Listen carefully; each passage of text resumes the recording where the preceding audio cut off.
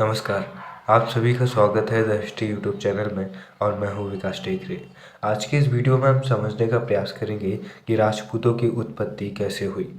दोस्तों, यहाँ पर हम राजपूतों की उत्पत्ति के विषय में जो आंसर या जो नोट्स यहाँ पर समझने का प्रयास करेंगे वो इस आधार पर करेंगे कि हमें ये सच में जानना है कि राजपूतों की उत्पत्ति कैसे हुई, एक क्यूरियोसिटी के आधार पर। क्योंकि राजपूतों की उत्पत्ति से संबंध में जो प्रश्न ज़्यादातर बनते हैं वो अक्सर 2 नंबर पर ही बनते हैं। इसलिए अगर आप 2 नंबर के क्वेश्चन के हिसाब से आंसर चाहते हैं तो आप सबसे सही ये वाला पैराग्राफ अच्छे से पढ़ सकते हैं। चाहे तो आप इसका स्क्रीनशॉट ले सकते हैं, जहाँ पर राजपूत शब्द का अर्थ बताया है और बहुत शॉर्ट में ये समझाने का प्रयास किया गया है कि राजपूत क्या है। इस पैराग्राफ को आप पढ़ सकते हैं और इसके बाद में आप कर्नल टॉड का ये पैराग्राफ लिख सकते हैं, क्योंकि कर्नल टॉड ने जो कहा है ज़्यादातर इतिहासकारों ने उसे माना है, इसलिए कर्नल टॉड की बात ज़्यादा महत्वपूर्ण होती है। अब इसके बाद हम जो समझेंगे चीज़ों को, हम इतिहास की स्थिति से या फिर जिस भी चीज़ों से हम राजपूतों की उत्पत्ति के बारे में जानेंगे, वहाँ पर हम पूरी तरह से डिस्कस करेंगे कि शुरुआत से अंत तक क्या क्या थ्योरीज हैं। तो वहाँ पर वीडियो थोड़ा लंबा हो सकता है, आपके अंत तक बने रहने की मैं कामना करता हूँ। तो यहाँ पर आइए देखते हैं। राजपूतों की उत्पत्ति के विषय में विभिन्न विद्वानों ने भिन्न भिन्न मत प्रकट किए हैं। थोड़े बहुत अंतर के साथ कुछ विद्वानों ने यह सिद्ध करने का प्रयास किया है कि राजपूत उन विदेशी आक्रमणकारियों जैसे शक, कुषाण, श्वेत हुणों आदि की संतान है जिन्हें हिंदू समाज में स्थान दिया गया और बाद में उन्होंने अपने को प्राचीन क्षत्रिय कुलों से संबंधित बताया। इस मत के विरोध में अन्य विद्वान ऐसे हैं जो यह सिद्ध करते हैं कि राजपूत प्राचीन ब्राह्मण अथवा क्षत्रिय कुलों की संतान हैं और कुछ विशेष कारणवश उन्हें राजपूत पुकारा जाने लगा। यहाँ पर राजपूत की उत्पत्ति के विषय में 3 थ्योरी चलती है। पहली थ्योरी ये चलती है कि जब विश्वामित्र ने सभी जो क्षत्रिय हैं उन्हें नष्ट कर दिया अपने गुस्से के कारण, तो कुछ ब्राह्मण इकट्ठे हुए और वे हवन करने लगे ताकि संसार की रक्षा की जा सके। तो वहाँ पर से जब कुछ दैत्य आ गए और उनका हवन जो है वो की नष्ट करने लगे, वहाँ पर उन्होंने मांस के टुकड़े फेंके वगैरह वगैरह चीज़ें फेंकने लगे। तो वहाँ पर से उन्होंने तीन लोगों को निकाला, गुर्जर, प्रतिहार और परमार, ऐसे एक और रहते हैं। फिर उसके बाद में तीनों से भी कुछ नहीं होता तो फिर चौहान निकलते हैं। तो इस प्रकार से एक थ्योरी ये है कि अग्निकुंड से राजपूतों का जन्म हुआ। लेकिन ये सिर्फ कहने की बात है, साइंटिफिक रूप में तो ऐसा नहीं हो सकता ना। लेकिन यहाँ पर जो इतिहासकार हैं वो ये बताते हैं कि ये थ्योरी जो है सबसे ज़्यादा हमें पृथ्वीराज रासो में दिखती है, जो कि चंद्रवरदाई ने लिखी है। और फिर यहाँ पर ये थ्योरी इसलिए लिखी गई है क्योंकि इतिहास जो लेखक है वो ये बताना चाहता है कि जो राजपूत है वो भारत से ही संबंधित है और प्राचीन काल से ही संबंधित है। इस थ्योरी के जरिए वो ये बताना चाहता है। और दूसरी थ्योरी ये है कि जो कर्नल टॉड है वो ये कहते हैं कि जैसे जो शक हुए, कुषाण हुए, जो हुण हुए, जो भारत में आक्रमण करने के लिए आए, यहाँ पर कुछ समय रहे और यहाँ पर की जो संस्कृति है उससे प्रभावित होकर वो यहीं बस गए। साथ ही जो भारतीय समाज है उसने उन्हें स्वीकार कर लिया और अपने में समाहित कर लिया। तो यहाँ पर कर्नल टॉड कहते हैं कि जो ये आक्रमणकारी आए इन्हीं और यहाँ पर आकर जो बसे, इन्हीं की संतान आगे चलकर राजपूत कहलाई। तो यहाँ पर कर्नल टॉड ये थ्योरी देना चाहते हैं। वहीं पर एक थ्योरी ये चलती है कि जो राजपूत है वो शुरुआत से ही ब्राह्मण थे और फिर बाद में उन्होंने क्षत्रिय धर्म को अपना लिया और राजपूत बन गए। यहाँ पर थ्योरी ये चलती है कि जब हर्षवर्धन सम्राट बने और उनका पतन हुआ, यानी कि उनकी मृत्यु के बाद जब उनका साम्राज्य छिन्न भिन्न होने लगा, तो जो उनके राज अधिकारी थे या फिर जो उनके राजपुत्र हम जिन्हें कह सकते हैं, राजपूत जिन्हें कह सकते हैं, क्योंकि हर्षवर्धन का कोई उत्तराधिकारी नहीं था। तो यहाँ पर जो उनके राज अधिकारी थे उन्होंने मिलकर उनके राज्य को बचाने के लिए क्षत्रिय धर्म अपना लिया, यानी कि शास्त्रों के स्थान पर शस्त्रों को उठा लिया, हथियारों को उठा लिया राज्य की हिफाजत के लिए, और बाद में चलकर अलग अलग छोटे छोटे राज्यों में बढ़ गए। तो ये राजपुत्र ही राजपूत कहलाए आगे चलकर, ऐसी यहाँ पर तीसरी थ्योरी आती है। तो इन 3 थ्योरी के बारे में हम डिटेल में यहाँ पर पढ़ने वाले हैं। तो उम्मीद है कि आप इन्हें समझ गए होंगे, और अब हम आगे देखते हैं। तो यहाँ पर जो शुरुआत से पढ़ता हूँ एक बार। राजपूतों की उत्पत्ति के विषय में विभिन्न विद्वानों ने भिन्न भिन्न मत प्रकट किए हैं। थोड़े बहुत अंतर के साथ कुछ विद्वानों ने यह सिद्ध करने का प्रयत्न किया है कि राजपूत उन विदेशी आक्रमणकारियों जैसे शक, कुषाण, श्वेतहूणों आदि की संतान है जिन्हें हिंदू समाज में स्थान दिया गया, और बाद में उन्होंने अपने को प्राचीन क्षत्रिय कुलों से संबंधित बताया। इस मत के विरोध में अन्य विद्वान ऐसे हैं जो यह सिद्ध करते हैं कि राजपूत प्राचीन ब्राह्मण अथवा क्षत्रिय कुलों की संतान है, और कुछ विशेष कारणवश उन्हें राजपूत पुकारा जाने लगा। दोस्तों, आज हम देखते हैं कि जो कुषाण थे, जो शक थे, जो हूण थे, आप किसी को देखकर ये नहीं बता सकते कि इसके पूर्वज शक रहे होंगे, कुषाण रहे होंगे, क्योंकि इन्होंने हमारी संस्कृति में आसानी से सम्मिलित हो गए, और हमने भी उनकी संस्कृति को आसानी से अपना लिया और उन्हें अपने में मिला लिया। लेकिन जब हम देखते हैं हिंदू और मुसलमान दोनों में टकराहट आज भी नज़र आती है, तो इसकी सबसे बड़ी वजह यही है कि वो चाहते थे कि हम उनमें मिल जाए, और हम चाहते थे कि वो हम में मिल जाए, और ये दोनों पॉसिबल ही नहीं हो सका। हम उनके एकेश्वरवाद को नहीं मानते, और वो हमारे बहुदेववाद को नहीं मानते। वो कहते हैं कि भैया कितने सारे भगवान हैं इनके यहाँ पर, हमारे यहाँ तो एक ही अल्लाह है, ये क्या क्या पत्थर को पूजते रहते हैं। उसी तरह हमारी भी अलग अलग थ्योरी है, जिसके कारण आज भी हम देखते हैं कि जो हिंदू और मुस्लिम विचारधारा है वो आपस में मेल नहीं खाती है, और जिसका फ़ायदा कुछ लोग उठाते हैं और फिर ऐसे ही सांप्रदायिकता फैलाते हैं। तो यहाँ पर हम देखते हैं कि राजपूतों के विषय में एक प्रारंभिक और बहुचर्चित विचारधारा यह समझी सही है कि सभी राजपूत वंशों की उत्पत्ति गुर्जरों से हुई है, और गुर्जर जाति विदेशी थी। इस कारण सभी राजपूत वंश विदेशी हुए, जिन्हें भारतीयों में क्षत्रिय राजपूत का स्थान प्रदान किया गया। इस मत के समर्थक के अनुसार कुछ प्राचीन क्षेत्रों में 6ठी सदी के बाद के समय में गुर्जरों का विवरण दिया गया है। कनिंघम के अनुसार ये यूची जाति के वंशज थे, और इनका संबंध कुषाण से था, क्योंकि कुषाण भी चीन की इसी यूची जाति से संबंधित थे। फिर यहाँ पर AMT जैक्सन ने कहा है कि खजर नामक एक जाति 4ठी सदी में आर्मीनिया और सीरिया में निवास करती थी, जो यानी कि जब हुणों के आक्रमण भारत पर हुए तब यह खजर जाति भी भारत में आई, और 6ठी सदी के प्रारंभ में खजर और हुण भारत के विभिन्न प्रदेशों में बस गए। इसी खजर जाति को भारतीयों ने गुर्जर पुकारा, और इसी गुर्जर से जो बाकी राजपूत वंश है उनका जन्म हुआ, ऐसा ये मानते हैं। यहाँ पर इतिहासकार कल्हड़ कहते हैं कि उन्होंने अलखाना नामक एक गुर्जर राजा का विवरण दिया है, जो 9वीं सदी में पंजाब में शासन करता था। 9वीं सदी में राजपूताना के कुछ भाग में गुर्जर प्रदेश नाम से पुकारते थे, यानी कि जो वर्तमान का हमारा राजस्थान है उसके कुछ क्षेत्रों को गुर्जर प्रदेश पुकारते थे, और उस प्रदेश के नाम पर भी इनका नामकरण हो सकता है। और 10वीं सदी के बाद से गुजरात को गुर्जर पुकारा गया, यानी कि माफ़ कीजिएगा कि जो गुजरात है उसे गुर्जर पुकारा जाता था, और इसी गुर्जर से इसका नाम गुजरात पड़ा, ऐसी थ्योरी ये कहना चाहते हैं। इस कारण कुछ विद्वानों का यह कहना है कि गुर्जर धीरे धीरे अफगानिस्तान होते हुए भारत के इन विभिन्न भागों में आकर बस गए, और उन्हीं से विभिन्न राजपूत कुलों का जन्म हुआ। 959 ईस्वी के राजौर पत्थर अभिलेख में विजयपाल के एक सामंत मथन देव ने गुर्जर प्रतिहार वंश का बताया गया है, मथन देव को।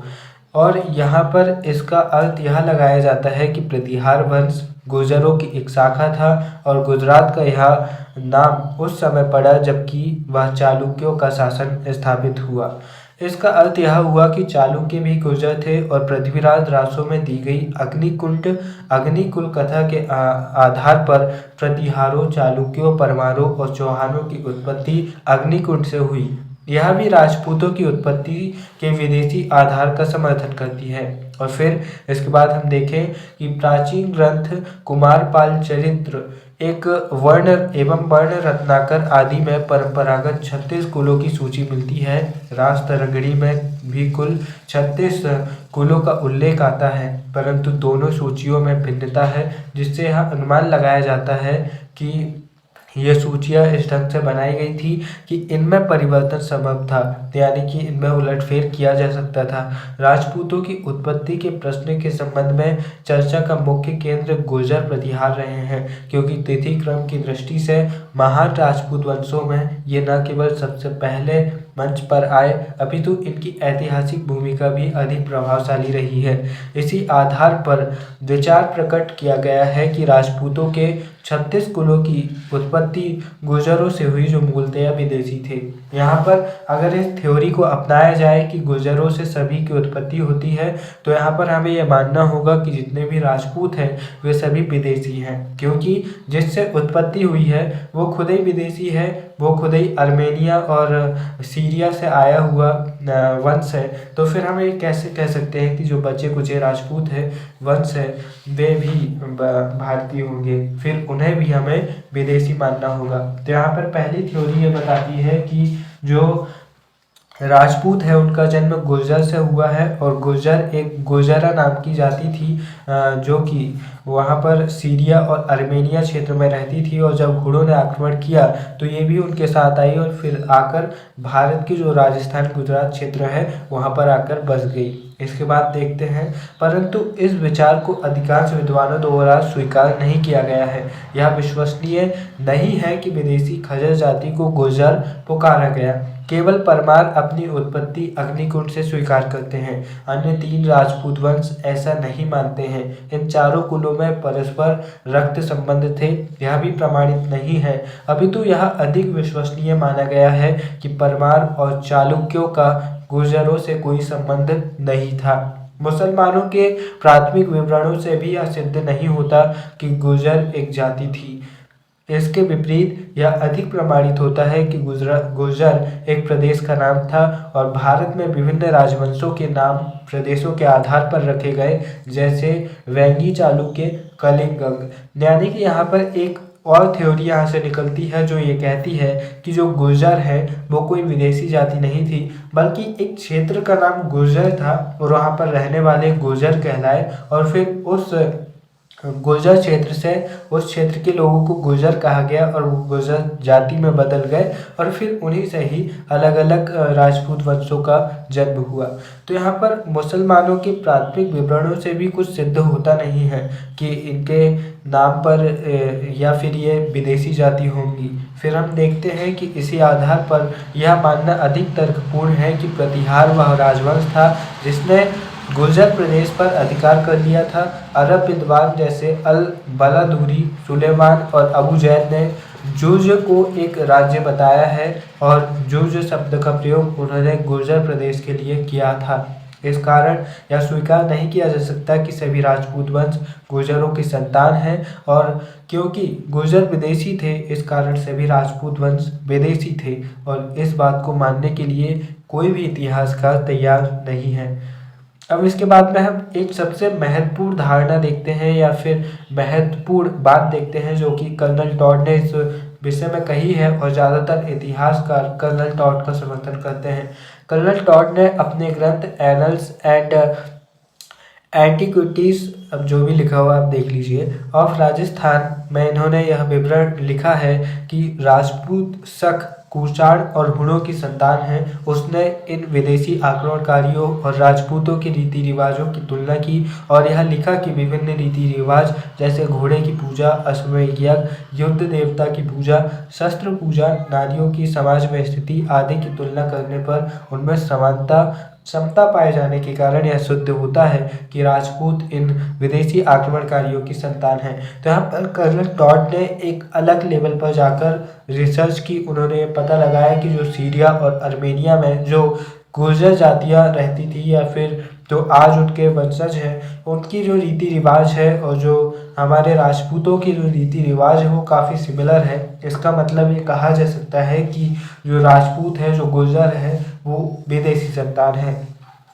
तो फिर इसके बाद में अभी भी हम इसी थ्योरी पर चल रहे हैं कि जो राजपूत है या फिर गुर्जर प्रतिहार है वो विदेशी संतान है। अभी हम दूसरी और तीसरी थ्योरी पर नहीं आए हैं। यहाँ पर विलियम ब्रुक भी, जो कि कर्नल टॉड के मत से समर्थक हैं और उनका समर्थन करते हैं, इनकी बात देखते हैं। इनके अनुसार राजपूतों के अनेक गोत्रों की उत्पत्ति शक और कुषाण आक्रमणों तथा उससे भी अधिक श्वेत हुणों के आक्रमणों के समय की है। उसके अनुसार गुर्जर जाति भी विदेशी थी जो हुणों के आक्रमण के समय में भारत आई और जिसने हिंदू धर्म को स्वीकार करके यहाँ विवाह संबंध स्थापित किए और विभिन्न राजपूत कुलों को जन्म दिया। बाद में इन राजपूत कुलों ने प्राचीन सूर्यवंशीय अथवा चंद्रवंशीय क्षत्रिय कुलों से संबंध स्थापित करने का प्रयत्न किया। यानी कि यह कहते हैं कि ये विदेशी थे और फिर यहाँ पर के लोगों ने इन्हें राजपूत का टैग दे दिया। उसके बाद में ये भी मस्त रहने लगे और फिर इन्होंने कहा कि नहीं भैया, हम तो विदेशी नहीं है, हम तो बहुत सालों से यहाँ पर रह रहे हैं, बहुत पुराना हमारा इतिहास है। तो इस प्रकार से विलियम ब्रुक यहाँ पर कहते हैं। डॉक्टर स्मिथ भी इसी मत का स्वीकार करते हैं, इसी मत का समर्थन करते हैं। उनके अनुसार हुणों के आक्रमणों ने भारतीय समाज पर गंभीर प्रभाव डाला, जिसके कारण उसमें विभिन्न नवीन परिवर्तन हुए तथा नवीन शासक वंशों का निर्माण हुआ। इस कारण इन राजपूत कुलों में बहुत से विदेशी और बहुत से निम्न कुलों के क्षत्रिय वंशज हैं। डॉक्टर ईश्वरी प्रसाद और डॉक्टर भंडारकर भी राजपूतों की उत्पत्ति विदेशियों से मानते हैं। डॉक्टर ईश्वरी प्रसाद राजपूतों निम्न क्षत्रिय कुलों का वंशज तो नहीं मानते, परंतु यह अवश्य स्वीकार करते हैं कि विभिन्न विदेशी आक्रमणकारियों को भारतीय समाज में सम्मिलित किए जाने से राजपूतों की उत्पत्ति हुई रही होगी। कुछ एक लोक श्रुतियों और मुख्यतः सम्राट पृथ्वीराज चौहान के राजकवि चंद्रदाई ने अपने ग्रंथ पृथ्वीराज रासों में राजपूतों की उत्पत्ति अग्निकुंड से बताई है। उनके अनुसार जब परशुराम ने सभी क्षत्रियों को नष्ट कर दिया, तब वैदिक धर्म की रक्षा करने के लिए वशिष्ठ, गौतम बुद्ध, अगस्त्य आदि मुनि आबू पर्वत पर यज्ञ कर रहे थे। दैत्यों ने इसे अपवित्र करने के लिए मांस, रक्त, अस्थियां आदि फेंकी। ऋषियों ने प्रार्थना की कि ऋषि वशिष्ठ से कि भैया हमें बचाइए। तो ऋषि वशिष्ठ ने यज्ञ अग्नि से 3 योद्धा निकाले। उन्होंने मंत्र पढ़ा, ओम क्लीम क्लीम क्लीम, कुछ भी पढ़ा, और फिर यज्ञ कुंड से 3 बच्चे बाहर निकले जो कि योद्धा बन गए तुरंत में, और जिन्हें प्रतिहार, परमार और चालुक्य कहा गया। इन तीनों में से कोई भी कुछ नहीं कर सका। तीनों कोई काम के नहीं थे और अपने कार्य में सफल नहीं हो पाए। फिर वशिष्ठ ने एक नया यज्ञ कुंड बनाया जिसमें से 4 भुजाओं वाला, रक्त वर्ण और 4 हाथों में शस्त्र लिए एक व्यक्ति बाहर निकला, जिसे ऋषियों ने चहुवान कहा, जो कि बाद में चौहान बना। इन दैत्यों को खदेड़ कर पाताल में पहुंचा दिया चौहान ने, और यही कहानी थोड़े परिवर्तन के साथ पृथ्वीराज रासो, पद्म गुप्त के नवशांक चरित्र, हमीर रासो, सूर्यमल के वंश भास्कर और वेदला के चौहानों के शिशाणा अभिलेख में भी यही कथा मिलती है। इस मत से विदेशियों को क्षत्रिय कुलों में सम्मिलित किए जाने के पक्ष में समर्थन होता है। यानी कि अग्निकुंड से निकलने का मतलब यह है कि वो बाहर से आए थे और उनकी रक्षा की और उन्होंने अपना लिया, यानी कि ये आक्रमणकारियों के रूप में बाहर से आए थे। फिर जो ब्राह्मण थे, जो क्षत्रिय थे भारतीय, उन्होंने इन्हें अपने में मिला लिया। इस थ्योरी को इस प्रकार से इन्होंने समझाने का प्रयास किया है। अग्निकुंड से निकलने का मतलब है कि ये बाहर से आए थे और फिर हम में मिल गए और बाद में ये राजपूत कहलाए। परंतु पंडित गौरी शंकर ओझा ने अपने ग्रंथ राजपूताना के इतिहास पर उपयुक्त मतों का खंडन किया है। उनके अनुसार कर्नल टॉड जिन रीति रिवाजों की तुलना करके राजपूतों की उत्पत्ति विदेशियों से सिद्ध करने का प्रयत्न करते हैं, वे भारत में विदेशी आक्रमणकारियों के आने से पहले स्थापित हो चुके थे। नस्ल अथवा शरीर की बनावट के आधार पर भी राजपूतों की उत्पत्ति विदेशियों से नहीं मानी जा सकती। इस कारण उनके विचार से राजपूत प्राचीन क्षत्रियों की संतान है। श्री चिंतामणि भी इसी मत का समर्थन करते हैं। अब यहाँ पर ये एक नया मत देते हैं, लेकिन यहाँ पर भी एक क्वेश्चन है कि अगर ये पुराने क्षत्रिय थे तो क्या जरूरत थी इन्हें एक नया राजपूत वंश बनाने की या फिर अपने क्षत्रिय कुल से अलग होने की। तो यहाँ पर भी प्रश्न चिन्ह बनता है। डॉक्टर आरसी मजूमदार तथा कुछ अन्य इतिहासकार यह मानते हैं कि अधिकांश राजपूत कुछ प्राचीन क्षत्रिय अथवा ब्राह्मण कुलों के वंशज हैं। यद्यपि उनमें से कुछ की उत्पत्ति के विषय में विश्वास पूर्वक कुछ नहीं कहा जा सकता। वे कहते हैं कि नस्ल अथवा रीति रिवाजों के आधार पर राजपूतों की उत्पत्ति विदेशियों से नहीं मानी जा सकती। निसंदेह विदेशियों को हिंदू धर्म में सम्मिलित करके निम्न क्षत्रिय में स्थान दिया गया था, परंतु यह प्रमाणित नहीं किया जा सकता कि हर्ष की मृत्यु के पश्चात भारतीय शासकों में अधिकांश प्राचीन क्षत्रियों के वंशज थे। निसंदेह इनमें से कुछ मुख्यतः उत्तर पश्चिम अथवा पश्चिमी भारत के राजवंश विदेशी थे, और जब वे हिंदुओं में सम्मिलित कर लिए गए तब शासक वर्ग के होने के कारण वे भी अपने को राजपूत पुकारने लगे। राजपूत यानी कि राजपुत्र पुकारने लगे और धीरे धीरे अपभ्रंश होकर वे राजपूत हो गए, और हिंदुओं ने भी इसे स्वीकार कर लिया। और उनके अनुसार अग्निकुंड द्वारा राजपूत कुलों की उत्पत्ति का विचार भी ऐतिहासिक तथ्यों के आधार पर सिद्ध नहीं किया जा सकता है। तो यहाँ पर जो अलग अलग इतिहासकार हैं, खासतौर पर डॉक्टर आरसी मजूमदार, जो कि ये साबित करने पर तुले हुए हैं कि जो राजपूत हैं वो भारतीय हैं। कर्नल टॉड ये कहने पर तुले हुए हैं कि जो राजपूत है वो विदेशी हैं। कल्हड़ हो या फिर जो पृथ्वीराज रासो के चंदवल दाई हैं, वो भी यही कहते हैं कि ये विदेशी थे लेकिन हमने इन्हें भारतीय बना लिया। इस प्रकार से 3-4 थ्योरी यहाँ पर चल रही हैं जो कि हमारे दिमाग में कन्फ्यूज़न पैदा करने का काम करती है। दोस्तों, यहाँ पर अग्निकुंड द्वारा राजपूतों की उत्पत्ति के विचार को ये नकारते हैं, और फिर इस कारण डॉक्टर आरसी मजूमदार उनमें से अधिकांश की उत्पत्ति प्राचीन क्षत्रिय अथवा ब्राह्मण कुलों से मानते हैं। डॉक्टर हरिराम ने भी अपनी पुस्तक भारत का इतिहास में लिखा है कि हिंदू धर्म को ग्रहण करने के पश्चात कुछ विदेशी जातियां राजपूतों में सम्मिलित हो गई, परंतु अधिकांश राजपूत प्राचीन क्षत्रियों के वंशज हैं। यानी कि ये कहते हैं कि हो सकता है कि जो प्राचीन आक्रमणकारी जो विदेशी आक्रमणकारी रहे हों वो राजपूतों में सम्मिलित हो गए हों, लेकिन इस बात को भी ध्यान रखना चाहिए कि जो राजपूत हैं वो पहले से ही अब क्या बोलेंगे इसको, पहले से ही अस्तित्व में थे, और जो प्राचीन क्षत्रिय थे, जो ब्राह्मण थे, उन्हीं में से ही ये निकल कर आए थे।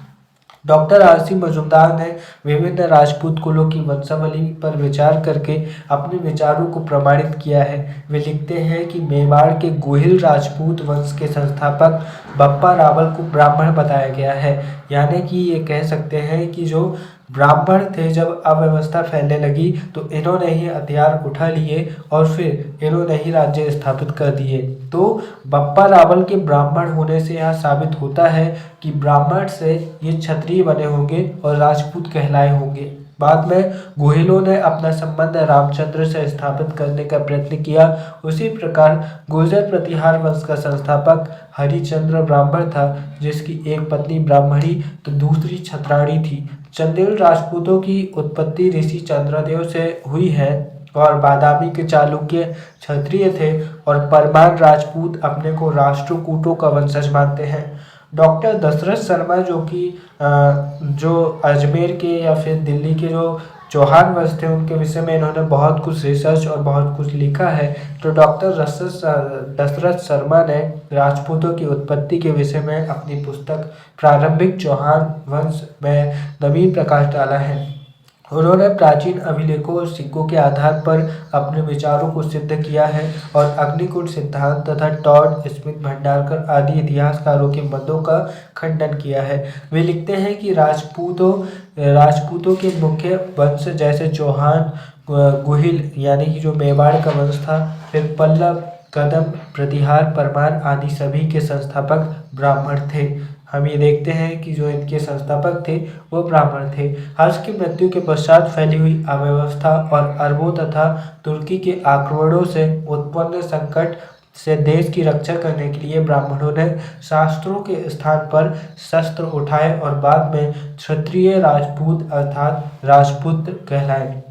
यानी कि क्षत्रिय राजपुत्र अर्थात राजपूत कहलाए। इस कारण आधुनिक काल में राजपूतों की विदेशी उत्पत्ति के सिद्धांत को स्वीकार नहीं किया जाता। अभी तो यह विश्वास किया जाता है कि इन राजपूत कुलों में यद्यपि कुछ विदेशी भी थे, जिन्हें धर्म में सम्मिलित करके क्षत्रियों में स्थान दिया गया, और उनमें से अधिकांश प्राचीन ब्राह्मण अथवा क्षत्रिय कुलों के वंशज थे। यानी कि आज भी पूरी तरह से यह साबित नहीं हो पाया है कि राजपूतों की उत्पत्ति कैसे हुई और मूल रूप से राजपूत कौन थे।